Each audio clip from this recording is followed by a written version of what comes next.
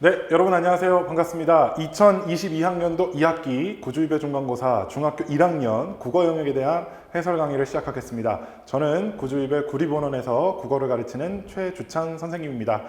자, 우리 계속 1학기에도 구주입의 중간고사, 기말고사와 관련해서 해설 강의 해봤습니다. 마찬가지로 오늘도 뭐 출제와 총평 이런 것도 살펴보고요. 그리고 뒤에 또 중요한 문항들 같이 해설해 보면서 공부해 보겠습니다. 자, 출제 영역은요, 문법에서 품사, 표준발음법, 한글창제 원리까지 해서 중학교 1학년과 2학년의 주요한 학습 내용에 대해서 출제해봤고요. 자, 문학에 있어서는 시도편이에요. 백석의 고향, 윤동주의 자화상 출제했고요. 그리고 소설은 현덕의 하늘은 말 것만이라는 소설 냈고요. 독서는 과학에서 태풍의 이해라는 다소 평이한 지문 나왔습니다. 그래서 오늘은요, 문법과 문학을 중심으로만 해설하고요. 독서와 어휘는 해설에서는 제외했습니다. 자, 조금 구체적으로 보게 되시면요. 문법과 문학 영역에서는 개념의 세부적인 적용을 묻는 문항, 즉 전형적인 내신 스타일의 문항이 중요하게 출제되었습니다. 독서는 조금 다소 쉽게 해서 여러분이 기본적으로 지문을 이해할 수 있는지를 살폈고요. 자, 중요한 건 문학에서는 수능과 내신의 복합 유형 그리고 지문의 꼼꼼한 분석. 그래서 내신에선 가장 중요한 건 지문에 나오는 핵심 내용을 어떻게 잘 분석하고 암기했는지가 정말 중요합니다. 그래서 그런 것들 측정할 수 있는 문항이 출제됐고요. 문법에서는 당연히 개념 철저하게 알고 미시적으로, 그러니까 아주 세부적으로 좀 헷갈리는 문항들 그런 것 내봤습니다. 독서에서는 당연하게 과학적인 원리를 잘 이해하고 문제 속에 적용할 수 있는지 그런 문항들이 되겠습니다. 자, 그 다음 이제 곧바로 우리 주요 문항 볼 텐데요. 우리는 문제 순서가 아니라 문법 영역부터 같이 좀 살펴보도록 하겠습니다. 문법 영역의 11번 문제부터 쌤이랑 같이 볼게요. 자, 주찬이가 학교까지 뛰어갔다 해서 이 가에 밑줄 쳐져 있는데요. 우리 이 가 같은 것을 뭐라고 부르기도 했냐면 우리는 이런 것들을 조사라고 부릅니다. 자, 조사는요, 여러분 같이 시험지 있으면 같이 필기하면 좋겠네요. 조사는 첫 번째, 체언 뒤에 붙어요. 체언 뒤에 붙어서 문법적인 어떤 역할을 나타내 주거나 뜻을 제안해 주고요. 자, 두 번째는요, 조사에서 굉장히 중요한 건 뭐가 될 거냐면요, 조사는 문법적인 역할을 하기도 하고 뜻을 더해 주기도 한다. 요거 하나만 또 정리합시다. 그럼 세 번째 정리해 볼까요? 자, 세 번째는요, 얘는 의존 형태소예요. 혼자 쓸 수 없는 놈이에요.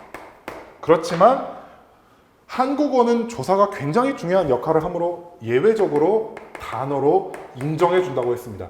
원래 의존 형태소는 절대 단어가 될 수 없지만 예외적으로 단어로 인정해 준다. 여기까지가 여러분 중요한 내용이고요. 문제를 풀 때는 그렇게 어렵게 접근하지 마세요. 첫 번째, 하늘은 푸르고 바다는 깊다. 조사 두 개 있네요. 자, 변은 익을수록 고개를 숙인다. 조사 두 개 있고요. 밤새 열이 나고 기침이 났다. 두 개 있죠. 5번부터 볼까요? 우리는 그 영화를 보고 있다. 두 개 있죠. 근데요, 4번 보겠습니다. 민수가 2번에 반장이 3개죠. 그러니까 여러분 답은 4번으로 골라야겠는데, 이렇게 하면 너무 쉽지만, 자, 여러분이 조사의 개념에 대해서 잘 모르고 있다면 푸르고, 익을수록, 열이 나고 이런 걸 조사로 살 염려가 있어요. 이런 건 왜 조사가 아니죠? 그렇죠. 조사는 체언 뒤에 붙어야 돼요. 근데 푸르고 익을수록 나고 이건 모두 체언이 아니기 때문에 조사로 고르면 안 되겠죠. 그래서 이 문제의 핵심은 체언 뒤에 붙어 있는 걸 여러분들이 잘 파악할 수 있는지 그렇게 되겠습니다. 자, 그래서 11번 문제 이렇게 풀어봤고요. 자, 그 다음 문제 보겠습니다.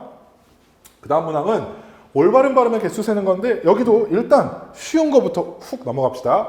꽃 위에, 것이지, 그 다음 또 어디 있습니까? 발밑에서, 잃고, 꽃이, 이런 발음들은 여러분이 금방 쉽다 이렇게 체크할 수 있었습니다. 자, 근데 헷갈리는 게 요거 하나만 더 합시다. 요거 있잖아요. 요거는 갑시다가 아니라 갑있다. 이렇게 쉽게 틀렸다고 여러분이 체크도 할 수 있을 거예요. 근데 지금 헷갈리는 거 문이, 읊고, 닫혀, 차례 요 4개가 되겠죠? 요 4개에 대해서 판단해 봅시다. 자, 일단 요거부터 볼까요? 읊고가 아니라 얘는 읊고죠.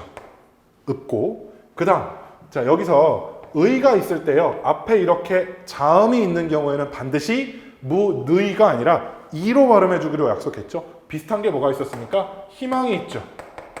희망의 발음도 희망이 아니라 희망 이렇게 나듯이 그래서 얘의 발음도 니로 해야 되니까 틀린 게 되겠죠.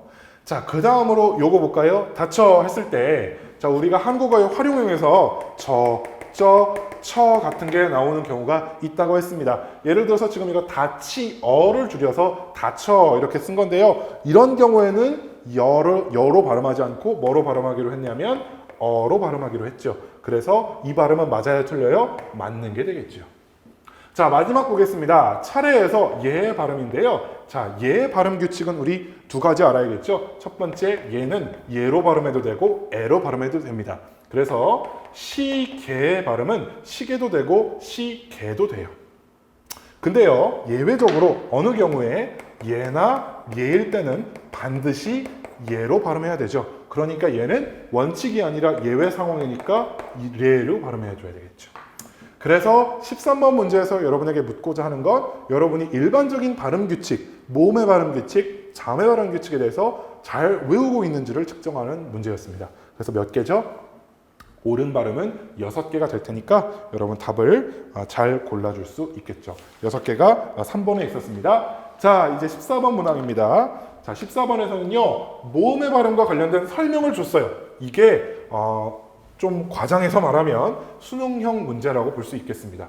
실제로요, 수능시험에서 문법 영역, 지금은 이제 언어와 매체라는 과목으로 편성이 되고 있는데 언어의 매체 영역에서는 여러분들이 구체적인 의문규칙 또는 발음규칙 또는 여러 가지 문법 사항을 외우고 있는지보다 더 중요하게 보고 있는 건 자료를 줘요.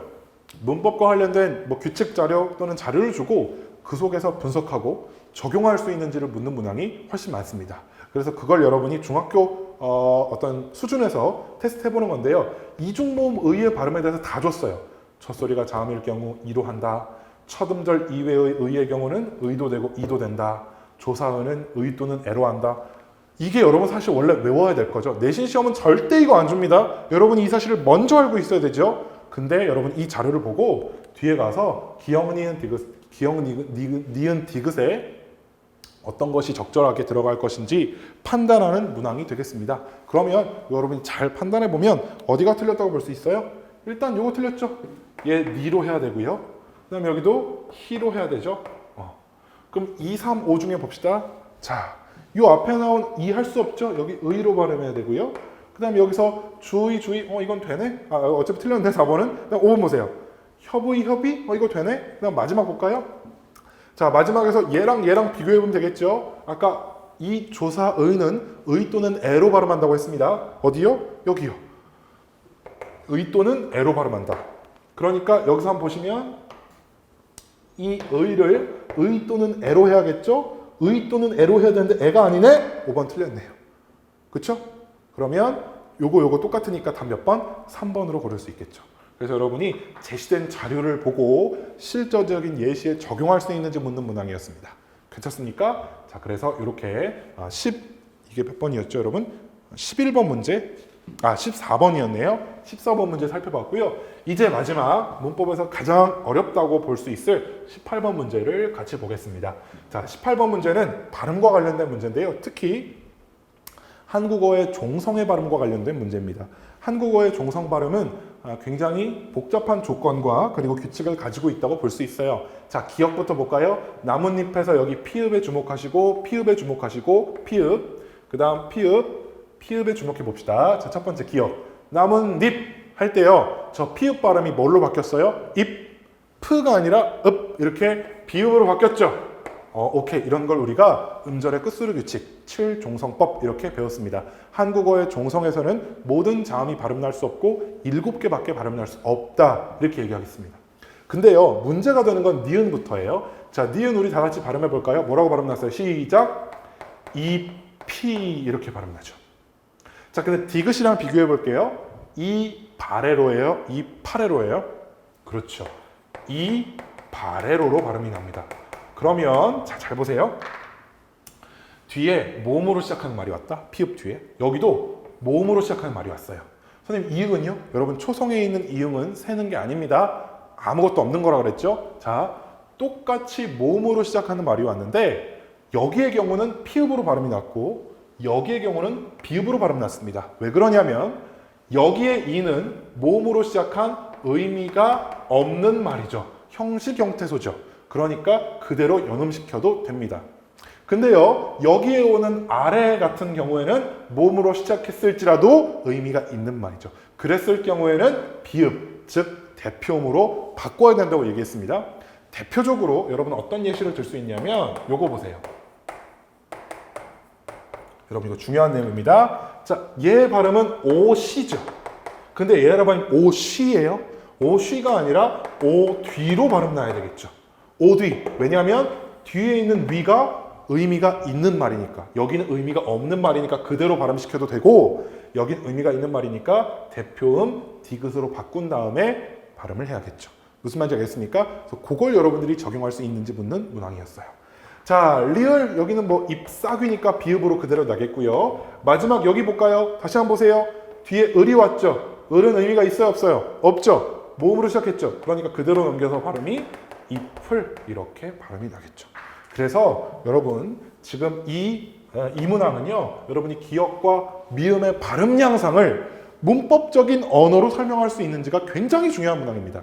자, 선생님이 항상 수업 시간에 강조했는데 여러분은 모국어가 한국어이기 때문에 이것의 발음을 모르지 않아요. 다 알고 있어요. 근데요, 이게 어떻게 발음 나는지 문법적인 용어를 동원해서 설명할 수 있어야 됩니다. 그게 여러분이 중학교 2학년 표준발음법이라는 단원에서 여러분에게 묻고자 하고 그리고 기르고자 하는 능력입니다.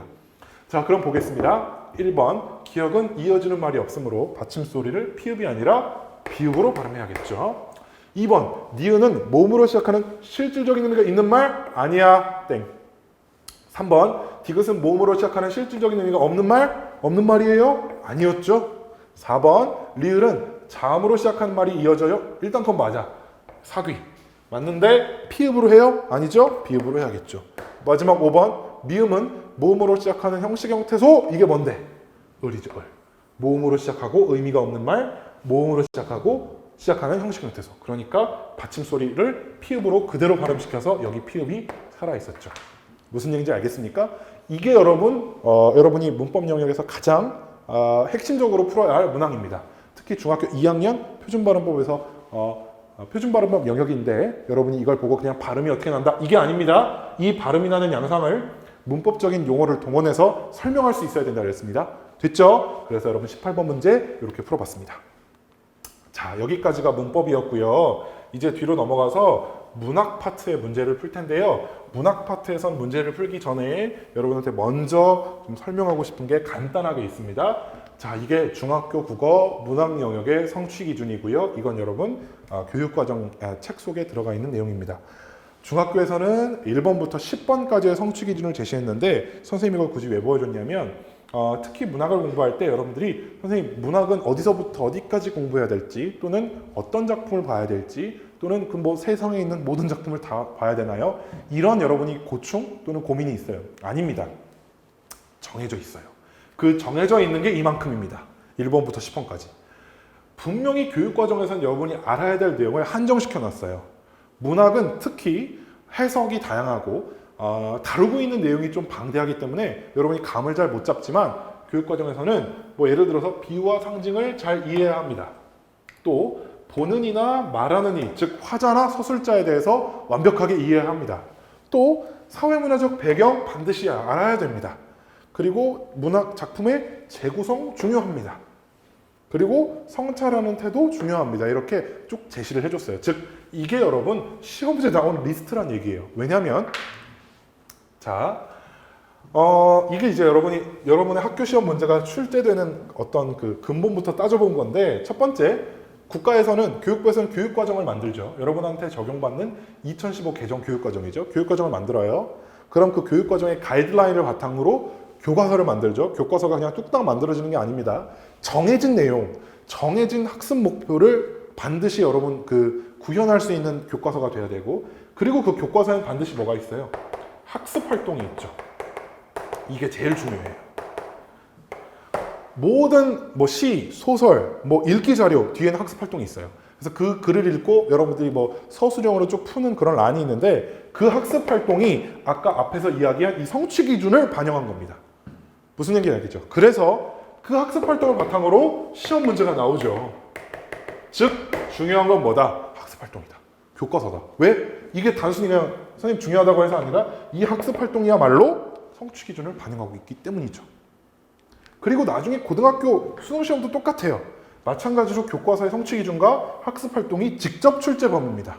그래서 헤매지 마시고 특히 내신 시험의 경우에는 학습활동을 철저하게 공부해야 됩니다. 그게 여러분들에게 이 교과서를 통해서 가르치고자 하는 내용이기 때문에 그렇습니다. 됐죠? 이렇게 간단하게만 내용 이야기를 하고 그래서 여러분들 이번 구주입의 중간고사 문항 문제에서도요 이 학습활동과 성취 기준을 충분히 반영할 수 있는 문항들로 여러분에게 구성을 해서 보여줬습니다. 자, 첫 번째 1번부터 6번에 나온 백석의 고향부터 보겠습니다. 자, 나는요 북관이라는 여긴 고향이 아니에요. 다른 말로 하면 타향이겠죠. 타향에서 아파서 병원에 갔어요. 병원에 갔더니 이렇게 따뜻한 의사 선생님이 있었는데 의사 선생님이 고향이 어디냐고 나한테 물어요. 이거 누가 한 말이야? 의사가 한 말이죠. 그래서 나는 평안도 정주라고 말했어요. 내가 한 말이죠. 그랬더니 의사 선생님이 아무개 씨 고향이에요 라고 의사가 이야기했죠. 그랬더니 내가 아무개 씨 아세요? 의사 선생님? 하고 내가 얘기했죠. 그랬더니 의사 선생님이 웃으면서 나 아무개 씨랑 굉장히 친한 사이야 라고 얘기했어요. 그랬더니 나는 아버지로 섬기는 친한 사람이에요 라고 내가 얘기했어요. 그래서 나랑 의사 선생님이랑 아무것도 모르는 처음 만나는 사이였는데 누구를 매개로 해서 아무개 씨를 매개로 해서 의사는 친한 친구 그리고 나는 아버지로 섬기느니 라고 해서 뭔가 유대감을 느끼게 된 거죠. 그리고 이 모든 공통점은 뭐예요? 고향이죠. 고향이 평안북도 정주라는 것 때문에 이런 뭐라 그럴까요? 서로 알게 되고 고향을 그리워하게 된 거죠. 그래서 마지막에 고향도 아버지의 친구도 다 있었다. 한마디로 자기가 고향에 대한 그리움과 따뜻함을 느꼈다. 이렇게 끝나는 시입니다. 그러면요 뒤에 3번 문제에서 기역과 미음 중에 말하는 사람이 동일한 거 골라라. 누굴까? 리은, 리을, 미음 이렇게 골라야겠죠. 그래서 여러분 3번 문제의 답은 3번이라고 해줄 수 있겠습니다. 3번에서 맞죠? 니은 3번이 아니라 죄송합니다. 4번이라고 할 수 있겠죠. 니은, 리을, 미음을 골라야 되니까요. 됐습니까? 자, 그리고 나서 이제 중요한 문제로 우리 5번 문제 보겠습니다. 이 시에 대한 학생들의 감상으로 적절하지 않은 거 물었는데 답 몇 번이죠? 1번 맞고 3, 4, 5번도 다 괜찮은데 2번 보세요. 나와 아무개 씨, 나와 의원은 절친한 사이다? 그래, 혹시 나와 아무개 씨는 친한 사이라고 할 수 있겠죠. 서로 아는 사이였으니까. 내가 아버지로 섬기는 이라고 얘기했으니까요. 근데 나랑 의원이 원래 친한 사이예요? 아니죠. 오늘 처음 본 거예요. 처음 본 건데 아무개 씨랑 고향을 매개로 해서 뭔가 서로 따뜻함을 느꼈던 게 되겠죠. 그래서 후반부가 틀렸으니까 5번의 답은 2번. 그래서 이 시의 내용을 꼼꼼하게 이해했는지 물어보는 문항이었고요. 5번은 2번으로 체크할 수 있겠습니다. 그 다음 6번입니다. 6번이 조금 어려운 문항이 되겠는데 자, 보기에 제시된 시가 정지용의 향수입니다. 정지용의 향수에서 이 향수의 뜻은 뭐죠? 고향향 그리워하다 숫자 그래서 뭐라고요? 고향에 대한 그리움이에요. 야, 사실 앞에 우리가 본 백석의 고향도 마찬가지예요. 고향에 대한 그리움 마찬가지인데 이 시의 중요한 특징은 고향에 돌아와도 그리던 고향이 아니래요. 그리고 심지어 그리던 고향에 돌아왔는데 하늘만이 높으르고 모든 게 다 변했다는 얘기예요. 왜냐하면 이 시의 배경이 1930년대 식민지 조선이기 때문이죠. 그래서 자연은 그대로 있어요. 자연은 그대로 있는데 내 고향이 너무 파괴되고 옛날의 모습과 달라져서 내가 무엇을 느끼는 겁니까? 이 시적 화자에 느끼는 말은 쓸쓸함이겠죠. 또는 조금 어려운 말로 상실감이겠죠. 그러면 고향에 대한 그리움은 똑같은데 시적 화자의 태도나 느낀 정서는 완전히 다르겠죠. 그래서 뒤에 6번에 넘어와서 답은 여러분 몇 번이라고 골라야겠습니까? 2번이겠죠. 이 시에는 따뜻함과 편안함의 정서 그리고 보기에는 상실감의 정서가 드러나 있다라고 했으니까 어렵지 않게 답은 2번으로 골라야겠습니다. 그래서 이거 여러분 꼭 백석의 고향이 나오면 꼭 요거 백석의 고향이 나오면 꼭 같이 비교하는 게 이 정지용의 향수 같은 고향을 소재로 한 시가 되겠습니다. 넘어가 볼까요? 자, 그 다음 19번부터 24번에 대한 문제를 좀 같이 풀어보겠습니다. 자, 19번부터 24번입니다. 자, 산모퉁이를 돌아 논가 외따 노무를 홀로 찾아갔다. 이거 윤동주의 자화상이라는 시인데요. 이것도 1930년대 식민지 조선을 배경으로 하고 있는 시고요. 어떤 청년, 뭐 그게 윤동주가 되겠죠. 사실은 그 청년의 반성과 고뇌를 관성과 고뇌에 대한 시가 되겠습니다. 자, 그래서 이 청년이요 우물을 찾아가서요 자기의 모습을 봤어요. 그리고 한 사나이가 있대요. 그 사나이가 미워져요. 내 모습이 미워. 그리고 그 사나이가 가여워져요. 좀 가엽다를 어려운 말로 하면 연민이 되겠죠. 가여워졌다가 또 미워졌다가 또 그리워졌다가 그리고 다시 우물 속에 봤더니 추억처럼 있는 사나이를 발견하고 자기의 자아와 화해하는 그런 시가 되겠습니다. 그러면 이 시의 이 화자가 고뇌하고 있고 또 좀 어려운 말로 내적으로 번민하고 있다고 할 수 있겠죠. 쉽게 얘기하면 내가 저항과 친일 이런 것 중에 고민하고 뭐 그런 거라고 볼 수 있겠죠. 근데 그렇게 고민하다가 결국에 추억처럼 있는 사나이, 이게 바로 과거의 자신의 모습입니다. 과거의 자신, 어떤 자신일까요? 순수한 자신의 모습이겠죠. 이 순수한 자신의 모습을 회복해야겠다라는 다짐으로 뭔가 자아의 합의를 이루어 나간다. 이렇게 우리가 볼 수 있겠네요. 그러면 A부터 보겠습니다. 요거. 파란 바람. 곧바로 우리 풀 문제가 A에 나타나는 심상과 관련된 문제라서 A 볼까요? 자, 파란 바람. 파란은 시각이죠. 바람은 얘들아 촉각이다. 그러면 시각과 촉각이라는 다른 감각을 섞었네요. 우린 이거 어려운 말로 뭐라고 하죠? 공감각적 심상이라고 했습니다. 공감각적 심상을 고르는 문제가 몇 번? 21번 문제. 공감각적 심상이 아닌 것을 고르는 문제가 21번 문제가 되는 거예요. 그러면 1번부터 보겠습니다. 자, 분수처럼 흩어지는 푸른 종소리. 자, 푸른 시각, 종소리 청각, 공감각 맞네. 2번 새파란 시각, 시리다 촉각, 공감각 맞네. 3번 금으로 타는 시각이죠. 금색으로 타는 울음 청각이죠. 공감각 맞네. 4번 풀벌레 소리 청각이고 발길로 차는 건 시각. 눈 떠야 보이죠? 공감각 맞네. 근데 5번에서 서늘어는 촉각이죠. 차가운 옷자락. 옷자락이 차가운 건 그냥 촉각 아니겠어요? 혼자 쓰였죠? 그러니까 공감각 아닌 것. 답은 여러분 어렵지 않게 5번으로 고를 수 있겠습니다. 그래서 특히 자화상 같은 게 내신 시험에 나오면 여러분 아주 심상과 관련된 고난도 문제로 21번과 같은 문제 출제될 수 있겠습니다. 자, 22번은 그렇게 어려운 문제는 아닌데요. 22번은 보기를 여러분 쭉 훑어보시면 작품을 읽을 때는 그 작품이 창작된 시대를 반드시 염두에 두어야 된다라는 겁니다. 그리고 이 구체적인 내용은 중학교 3학년 때 문학감상의 방법론을 배우면서 공부를 하게 되는데요. 자, 그래서 여러분 쉽게 답을 몇 번? 4번으로 고를 수 있겠죠. 일제강점기라는 창작 시기를 고려한다면 암울한 시대를 살고 있는 시적 화자의 자아를 들여다보고 반성하고 있는 시라고 이해할 수 있겠죠. 그래서 이건 뭐 부가적인 설명은 더 필요 없을 것 같고 시대적 배경에 따라 작품을 읽어봐야 된다. 이런 내용이 되겠습니다. 자, 마지막으로요. 이건 22번은 아니고요. 25번 문항인데요. 우리 25번 문항. 이건 현덕의 하늘은 말 것만 소설로 넘어온 겁니다.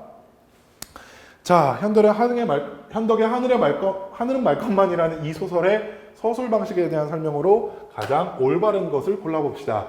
자, 1번 이야기 안에 또 다른 이야기가 삽입되어 있다. 틀렸죠. 자, 2번 주인공이 자신의 이야기를 서술하고 있다. 이거 뭐예요? 1인칭 관찰자 시점이죠. 이 소설 1인칭 관찰자 시점입니까? 아니죠. 3번 작품 밖의 서술자가 객관적인 태도로 사건을 묘사하고 있다. 이거 뭐예요? 작품 밖? 3인칭이란 뜻이야. 그리고 3인칭 객관적 태도니까 3인칭 관찰자란 뜻이야. 맞아요? 틀렸죠. 자, 여기서 설명 들어가겠습니다.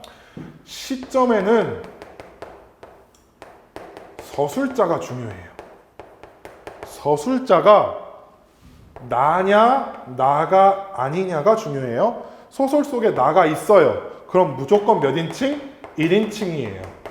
이게 바로 서술자가 작품 속에 있다는 얘기예요. 근데 나가 없어요. 그럼 무조건 3인칭이에요. 3인칭인데 이 소설의 인물 누구, 문기에 대해서 심리, 서술합니까? 서술하고 있어요. 이 소설의 인물의 심리를 구체적으로 다 서술하죠. 문기의 부끄러움, 문기의 반성 전부 서술하죠. 그럼 3인칭 전지적 작가 시점이 되겠죠. 이게 이 소설의 시점이다? 그러면 여러분 2번, 3번 고르면 돼, 안 돼? 안 돼요. 4번 역순행적 구성 맞죠. 이 소설은 현재에서 시작해요. 막 공이 없어지고 물건이 없어지는 그 공포에서 시작해서 내가 숙모의 돈을 속된 말로 삥땅 친 그런 과거로 돌아가고 다시 현재로 오게 되죠. 그러니까 답 몇 번? 4번이라고 고를 수 있겠죠. 회상도 아니에요. 자, 근데 이 문제를 통해서 강조하고 싶은 건 여러분 개념어의 중요성입니다. 자, 2번, 3번을 보고 그냥 아니야 이렇게 얘기하면 안 돼요. 주인공이 자신의 이야기를 서술하고 있다가 1인칭 죄송합니다. 이거 1인칭 관찰자가 아니죠. 1인칭 주인공이죠, 여러분.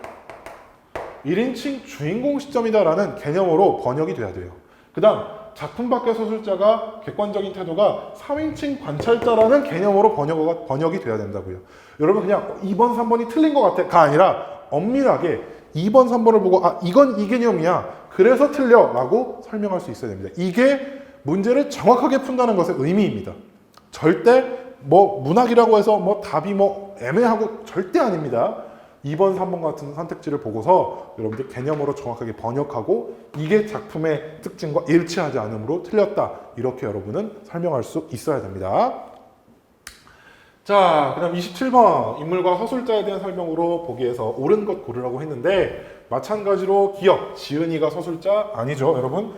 작가랑 서술자는 다른 개념이 되니까 기억 틀렸고요. 니은, 사건과 갈등을 작품 외부의 서술자, 이게 무슨 뜻이냐고요. 이게 3인칭이라는 뜻이라고 그랬죠. 이걸 3인칭으로 번역하고 이 소설의 시점이 3인칭 전적 작가 시점이었으니까 니은이 맞는 게 되겠죠. 괜찮나요? 디귿, 문기는 주인공이고 주동인물, 이것도 어렵지 않게 맞다고 볼 수 있고요. 리을, 관찰자인 작품 내부의 서술자, 이거 1인칭이라고 했죠. 작품 내부의 서술자, 택도 없이 틀린 내용이 되겠죠. 항상 강조합니다. 여러분, 감으로 찍는 게 아니에요. 대충 외우고 찍는 게 아니에요. 선택지에 나온 것을 개념어로 번역할 수 있어야 됩니다. 이게 어떤 개념어에 적용되는지, 그리고 이건 단순히 내신에서만 문제를 푸는데 적용되는 게 아니라 여러분 수능시험에서도 마찬가지의 내용입니다. 그래서 여러분 개념어를 철저하고 완벽하게 공부를 해야겠고요. 자, 이제 마지막 29번 문제 풀겠습니다. 적절하지 않은 것 1번 정직이라는 보편적인 가치 당연히 맞고요. 2번 갈등을 겪으면 성장하는 문기의 모습 볼 수 있었고요. 3번 인물의 심리가 변화하죠. 특히 문기의 심리가 변화하고 있었습니다. 4번 대립하는 인물 수만이가 등장해서 갈등을 커지게 하고 있죠. 심화시키고 있죠. 자, 5번도 마찬가지. 작품 속 인물이 주인공을 관찰하면서 객관적 태도, 이거 뭐로 번역할 수 있니? 1인칭. 작품 속에 있다니까 1인칭. 그리고 관찰한다니까 1인칭 관찰자 시점. 근데 이거 1인칭 관찰자 시점이랑 관련이 있어요, 없어요? 전혀 없죠. 그러니까 여러분 5번을 틀렸다고 판단할 수 있는 겁니다. 됐죠? 자, 그래서 이렇게 오늘 구주입의 중간고사에 나온 몇 가지 중요한 문항들을 살펴보면서 여러분들이랑 국어 공부를 어떻게 해야 되는지 방향 설정을 조금 해봤습니다. 선생님이 항상 강조하는 건 문제를 맞고 틀리고 전혀 중요하지 않습니다. 그리고 여러분이 국어가 애매합니다 이런 것도 전혀 틀린 말입니다. 국어도 당연히 여러분 교과목으로서의 국어는요 정확하게 개념을 알고 그 개념을 여러분들이 선택지에서 판단하는 능력을 키우는 겁니다. 그래서 선생님 항상 특히 2학년 때 내신 대비하면서 항상 강조하는 것 중에 하나는요, 틀린 선택지가 왜 틀렸는지 여러분의 입으로 설명할 수 있어야 돼요. 이건 왜 틀렸고 이건 왜 맞았고 그걸 충분히 설명할 수 있어야 여러분들이 비로소 문제를 해결했다고 볼 수 있는 겁니다. 자, 그래서 이제 슬슬 중학교 2학년 내신 시험 가고 있죠. 실제 내신 시험 가면 여러분 헷갈리는 문제, 어려운 문제 만나게 될 겁니다. 그래서 지금부터 선택지 판단하는 연습, 그리고 국어의 주요 개념어에 대한 연습 꾸준히 해나간다면 2학년, 3학년, 그리고 더 나아가서는요 고등국어, 수능까지 여러분 흔들리지 않는 튼튼한 실력 만들 수 있을 겁니다. 그리고 여러분이 언제나 선생님이 그거 도와주도록 하겠습니다. 자, 오늘 해설 강의 여러분 수강하시느라 고생 많으셨고요. 선생님 다음 기회에 또 찾아뵙도록 하겠습니다. 여러분 고생 많으셨습니다.